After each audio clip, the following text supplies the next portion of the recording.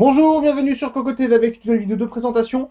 Aujourd'hui, un ventirail, le Bicoyote Darkrock TF. On peut le constater sur la boîte, on vise un segment haut de gamme puisque le TDP annoncé est quand même de 220 watts. Puis on reste sur la gamme Darkrock qui produit toujours des radiateurs au tarif assez élevé avec une finition toujours aux petits oignons.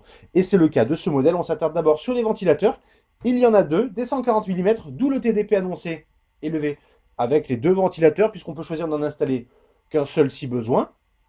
Des ventilateurs, donc des Silent Wings en dernière génération avec moteur 6 pôles, vitesse de rotation maximale 1400 tours par minute. On met de côté pour s'attarder un peu sur le radiateur et on constate que nous avons ici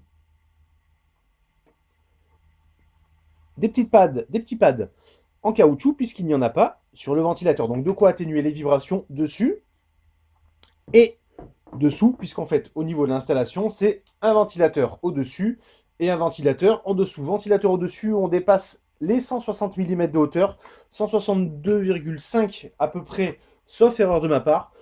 Une hauteur qui reste assez contenue, façon de parler, puisqu'on reste quand même sur du top flow, qui devrait permettre au boîtier de rentrer dans pas mal de modèles, mais surtout, si on se met dans cette configuration, on reste sur une hauteur là qui est beaucoup plus correcte, puisqu'on tape sur les 140 mm maximum, bien entendu.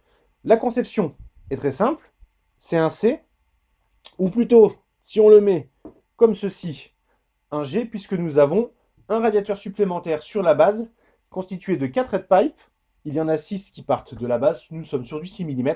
Donc un petit radiateur qui devrait permettre d'aider au dégagement de la chaleur, à voir bien entendu, notamment sur une configuration de ce type. Alors pour le ventilateur, il y a le choix, comme ceci, comme ceci.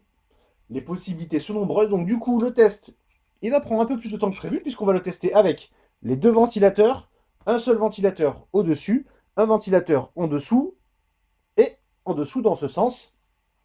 Sait-on jamais, chacun a ses préférences pour l'installation.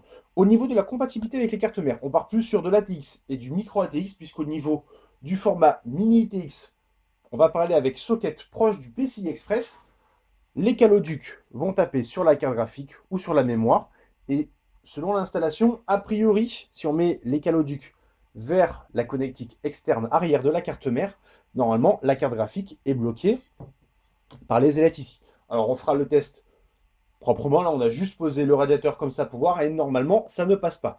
Le test, bien entendu, sur le 980X, overclocké, bien entendu, à fond. On n'attend pas moins de ce Darkrock TF qui sera prochainement suivi par son petit frère, dont nous ferons le test normalement juste après le Computex. On vous souhaite une bonne journée à tous.